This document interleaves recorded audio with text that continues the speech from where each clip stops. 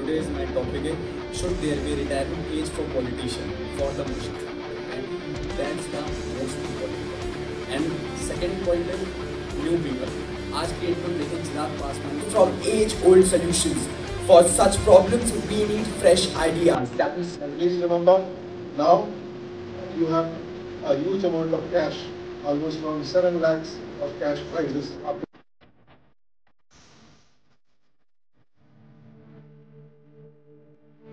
एक great good morning everyone and आज तारीख है 5 अप्रैल एंड आज हम जा रहे हैं इवेंट में। इवेंट नहीं है कि स्पीकिंग कंपटीशन है, राइट। तो आज हम जा रहे हैं कि स्पीकिंग कंपटीशन में जो फेडरल बैंक के through speak for India title से स्टार्ट हुआ है, जिसमें हमने पहला और दूसरा राउंड क्वालिफाई कर लिया था। अब third round zonal round physically हो रहा है IMS नोएडा में, राइट। जो IMS लॉ कॉलेज है सेक्टर 62 पे। तो वहाँ पहुँचते हैं, दिखाते हैं क्या प्रबंध है, क्या चीज़ें हैं और क्या क्या चीज़ें रहने वाली है, ठीक है। तो मिलते हैं आपको IMS कॉलेज में। गाइस हम IMS कॉलेज पहुंच चुके हैं। ये IMS कॉलेज, यहाँ पे फेडरल बैंक का कंपटीशन है, तो चलते हैं अंदर, लेट्स सी। यार ये देखो यहाँ पे बैनर लगा हुआ है स्पीक फॉर इंडिया एंड ये IMS कॉलेज है इधर, और भाई जी हमें छोड़ने जा रहे हैं वहाँ तक। तो चलते हैं और देखते हैं क्या सीन है। भाई आप कहाँ से हो भाई जी? हम सर मैनपुरी से। मैनपुरी इटावा। हम शाहजहानपुर से हैं। ज़्यादा दूर नहीं है। तो यार यहाँ पे रजिस्ट्रेशन हो रहा है, रजिस्ट्रेशन करा लेते हैं फिर आपसे मिलते हैं। तो यार ये वो पूरा हॉल सेमिनार है, राइट। यहाँ पे स्टेज बना हुआ है, बढ़िया। फेडरल बैंक, कैमरा वगैरह भी लगा हुआ है। Let's go. तो यार पासेस वगैरह हमें मिल गए हैं, ये देख सकते हो आप।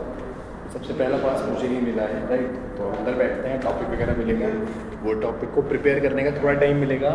लेट्स सी, देखते हैं उसके बाद क्या टाइम रहता है, राइट। उसके बाद हमें ऑफिस भी जाना है, वहाँ की प्लानिंग करनी है। तो देखते हैं हमें कितना टाइम है, उतने टाइम में कैसे चीज़ें मैनेज कर पाते हैं। जो टॉपिक मिलेगा वो बताते हैं, बहुत इंटरेस्टिंग रहने वाला है ये तो प्रॉमिस। तो चलो अंदर ही चलते हैं। और आज के फॉर्मल्स कैसे लग रहा है यार, आप बताओ। टॉपिक वगैरह हमें मिल चुका है। टॉपिक है हमारा should there be retirement age for politicians for the motion. मतलब इसके लाइन वाइज बोल रहे हैं कि ये चीज़ पे आप एग्री करते हो, उसके एक्सपेक्टेंस में बोलो, राइट। समझ रहे हो आप? तो अगर यहाँ पे अगेंस्ट द मोशन लिखा होता तो हमें इसके अगेंस्ट भी बोलना होता। अब हमें इसके मोशन में बोलना है। पार्टिसिपेंट 1 हो बट 1 से इन्वाइट नहीं हो रहा है, राइट। सो Okay, ballot number 7, row 7, take 1. Ballot 8. Ballot 9. Topic हमारा मिल चुका था, अब इसके बाद start. 10. Identify your chair number. आपकी टॉपिक चिट पे एक नंबर लिखा हुआ है। That is your chair number. 1, 2, 3, 4, 5, 6. These are your chair numbers. Apart from this, यहाँ पे आके you can speak in either English or Hindi. You can mix it. पहले you in the district round and audition round, you were not allowed to tell your name and your college. But here you have to come. You have to tell your name. You have to tell your college. You have to tell your ballot number. You have to tell your topic, and then your time will start. Okay, these 4 things: your name, college name, ballot number, topic. Now, what a lot of people do, you know, they starting with all that Shayari and some kind of quote. I don't have you any problem doing that, but अगर वो starting में करोगे, ballot number और name miss हो जाएगा, marking ठीक से नहीं हो पाएगी. Because the videos will go to our panel and our corporate headquarters Mumbai. Can you leave after speaking? Yes, but you have to wait for some time for the group picture. Once you guys get your group picture clicked for the formalities etc. उसके बाद you're free to leave. Take your certificates, give back your badges. You're free to leave. Results will be announced within 1 to 2 weeks. You'll get a call, email, and WhatsApp from our backend team. That's all. At the zonal stage, we will roughly have around say 75 to 100 students in Delhi NCR. That is the total population from the ground level, thousands of students who participated from the ground level.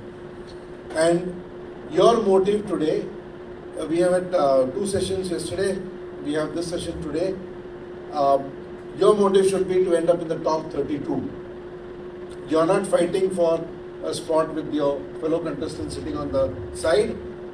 You are looking at to figure yourself into the top 32 so that you can reach the semi-finals. Praising us. So with that, I think we have finished with the formal part of this thing. We will start with the debate part of the program. The students 1 to 6 who have been given, please come and take your seats and we'll start off with you. Any questions? Any question here? Please say your name first. Your name and your college name first for the camera. Because we need that to go. We don't want your badge name, badge number. We want that to be as part of the bit so that it goes to the judges when we are marking it. They become easier कि who they are marking.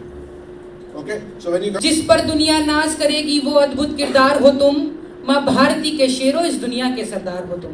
मैं एक चीज और याद दिलाना चाहूंगा कि अंग्रेजी का एक कथन है old is gold. What is a democracy? It is giving the people the right to choose who they select to represent them.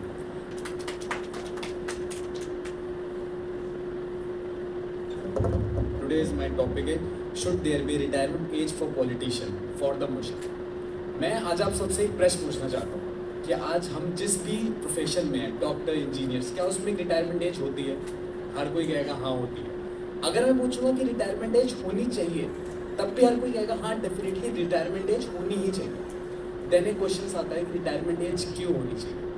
यहाँ से मेरी स्पीच का सबसे पहला पॉइंट आता है एनर्जी। लाइफ में गवर्नमेंट ने जो रिस्ट्रिक्शंस दिए हैं कि रिटायरमेंट एज क्यों होती है 60 साल की, वो ये कहती हैं कि लाइफ में 60 साल के बाद हर किसी की कार्य करने की क्षमता कम होती है, जिसमें हम भी एग्री करते हैं। आज की डेट में हम 40 पार भी जाते हैं या 40 लोगों के साथ बैठते हैं जिनकी एज 14 ईयर्स ओल्ड है, वो भी खुद ये चीज़ एक्सपीरियंस करते हैं कि यार अब इफिशियंसी, वर्क इफिशियंसी उतनी बेटर नहीं है। तो हमेशा ये पॉइंट पिक्चर में आता है कि लाइफ में 60 साल की रिटायरमेंट एज होना बहुत जरूरी है। बट आज की डेट में प्रैक्टिकल लाइफ में सबसे बड़ा इसका अपवाद, जो इसका एक्सेप्शन है, वो है नरेंद्र मोदी। उनकी एज जितनी बड़ी है पिछले 10 साल में उन्होंने उतना ही काम डिलीवर करके दिया है। तो ये तो फिर सबसे बड़ा एक्सेप्शन हो गया कि नहीं यार एज रिस्ट्रिक्शन नहीं होना चाहिए। एज रिस्ट्रिक्शन अगर होता तो मोदी जी आज यहाँ नहीं होते। कि अगर 60 साल की एज रिस्ट्रिक्शन होता लाइफ में कि आप पॉलिटिशियन नहीं बन सकते हैं, उसके बाद आप अपना कार्यकाल कंटिन्यू नहीं कर सकते हैं, तो मोदी जी आज इतना आगे नहीं होते। बट अगर हम यही सोचें कि क्या भारत में सिर्फ एक मोदी है? नहीं। मैं RSS के कॉलेज से पढ़ा हूँ, सरस्वती विद्या मंदिर से, तो मैंने RSS की वर्किंग को बहुत क्लोजली ऑब्जर्व किया है। एंड मैंने देखा है कि वहाँ पे हर तीसरा बंदा एक बहुत अच्छा लीडर, बहुत अच्छा स्पीकर और बहुत अच्छा डिसीजन मेकर होता है।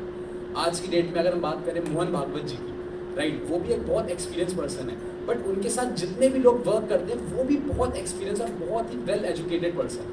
तो हमेशा एक एज रिस्ट्रिक्शन होनी चाहिए पॉलिटिक्स में, मैं ये चीज़ एग्री करता हूँ। बट एज के साथ अगर हम एक फैक्टर और लें, that is education. That is the most important thing कि एज के साथ एजुकेशन है। जैसे कि आज अगर हम आज बात करते हैं हमारे फॉरेन मिनिस्टर, राइट, तो वो उनके पास एक्सपीरियंस भी है and they have the good education, तब वो लाइफ में इतना इंडिया को आगे प्रेजेंट कर पा रहे हैं। सो मैं ये चीज़ के साथ कंटिन्यू करना चाहूँगा कि लाइफ में एक्सपीरियंस लो। एक बात की जाती है ना कि इस पर्सन के पास 100 साल का एक्सपीरियंस है, 10 साल का, 20 साल का, तो 10 साल 20 साल के एक्सपीरियंस आने की जगह 1 साल में हम वो 10 साल का एक्सपीरियंस कैसे गेदर कर सकते हैं, that's the most important point. And second point is new people. आज की डेट में हम देखें चिराग पासवान या जो भी नए लीडर्स आ रहे हैं वो उन पॉइंट्स को उठा रहे हैं जो आज तक हमने किसी से भी नहीं सुना था। आज टैक्स पे बात होती है, लाइक सीतारमन जी ने जितने भी टैक्स पे प्रॉपर नॉर्म्स लाए उन पे बात की जाती है, तो यंग आके बताता है कि हम क्यों टैक्स पे करें इतना। जब हम एक गाड़ी ले रहे हैं उस पर ऑफिशियल टैक्स पे कर रहे हैं RTO, हम रोड पे आ रहे हैं, हम रोड पे टोल टैक्स भी पे कर रहे हैं, तो ये ऑब्जेक्शन कौन खड़ा कर रहा है? जो हमारा यूथ है, क्योंकि उसे ये चीज़ की अवेयरनेस हुई है, तो डेफिनेटली वो एक्सपीरियंस ले सकता है कम समय में। इसलिए जो बड़े पॉलिटिशियंस हैं उनकी एज होनी चाहिए और उन्हें अपने एज से रिटायरमेंट लेना चाहिए और नए पीपल को एग्जाम्पल देना चाहिए, मौका देना चाहिए। क्योंकि अगर एक मोदी है इंडिया में तो बहुत से और मोदी निकल सकते हैं, जो नए मोदी होंगे वो और बढ़िया भी काम कर सकते हैं। Thank you so much everyone.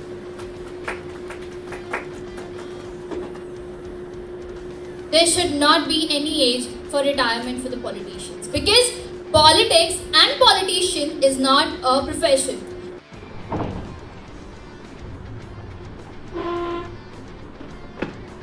Come in the front, थोड़ा सा इधर, अच्छा हो गया।